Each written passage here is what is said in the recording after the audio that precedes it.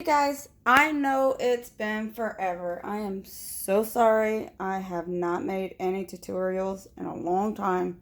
Yeah, I checked the dates. It's been a while. Been busy working and working on this new bad boy. So I got lucky. I did not find it in a dumpster, but I found it beside a dumpster. This thing was free, okay? I just brought it home. I did a print head check with the cartridges that the person left in there, and it worked perfectly fine. So, what everyone is saying is you can use Epson printers for sublimation ink. And I'm going to show you guys how I did my XP446. And then in another video, hopefully I'll get that posted after lunch, of me actually using it and making some double-sided keychains and some acrylic keychains with the prints that I get from this. So while you're looking at this, you're like, well, people have eco tanks that they wanted to do, or people have this name brand Sawgrass, or they have the name brand Epson sublimation printer. I don't want anything that was too expensive because, of course, my husband's calling. Okay, I'm sorry. That was my husband. So he was just calling because I have to make his coworker some keychains too while I'm at it. But I'm going to show you this. So I got this CISS or CIS. I don't remember what it's completely called. But what that looks like, it's basically making a tank for my printer. So you can see the black, the yellow, the magenta, and the blue. Okay? So basically this is like a tank of the Eco Tank, just a completely different setup. So what I did is I filled up each one of these, and I found the model that works with my printer ink cartridges, which was 228XL. So that worked awesome, and I'll open that for you in a minute. So what I did is I filled up all these, and when you see these, they have a long hose, okay? And I know I don't have this set up perfect, but I'm pretty liking my setup.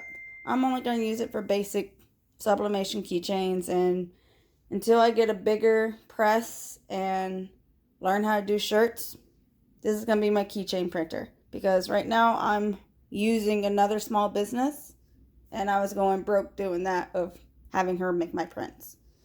So I'm going to turn on my screen. Everything on my screen, everything is set up normal. But what you need to do when, let's see. Oh, it's not going to do it. Let me see if I can go and do a nozzle check so you guys can see how the cartridges are in there without me having any errors. It took me a little bit to get this started. I'm not going to lie. It took a bit. Alright, so confirm paper change. Go setup. I'm going to go maintenance. And then we're going to do a nozzle check. See if I can do that to make it easier for you guys to see. There it goes. So we're going to go nozzle check. And then print. So you're going to see that I have my hose on this T-clamp, and it's attached to my cartridge. Like, it's going to be real quick, but hopefully you guys can see that the cartridges in the print head are attached to this tank.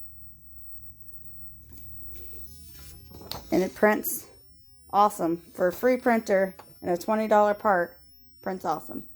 So what you want to do when you want this set up, you need an Epson printer, preferably an XP or one of the fancier ones.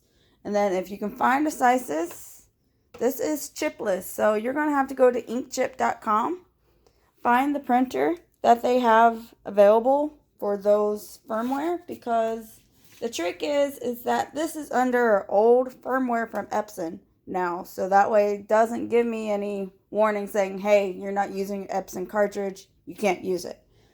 What Inkchip has done is that, hey, upload this firmware that we're going to give you to an old firmware that they used to use before they say, oh, you need to use Epson. You can use any whatever cartridge. And then they also said, hey, for 25 bucks, we can upload a code to your printer or upload something to your printer and make your printer chipless. So when you see your normal cartridge, it's going to have a little chip on the back of it. These do not have any chips. This is a plain Jane refillable cartridges without chips, but with hoses attached. Okay? So there's that. I'm going to start getting my designs made and I will make another video, but this is my new little sublimation printer. If you guys have any questions, I can try to answer them. I'm not a pro at this. I'm not going to lie. I'm just learning how to use this thing now. I watched a lot of YouTube videos. I asked a lot of questions. I'm on part of a Facebook group. I asked them a lot of questions. Ask questions before you get started. Slowly buy the parts because it could be expensive, because I'm using Hippo ink and it was $25 for the set. And then my size, whatever you want to call it, kit, that was $25 coming from AliExpress. The printer was free.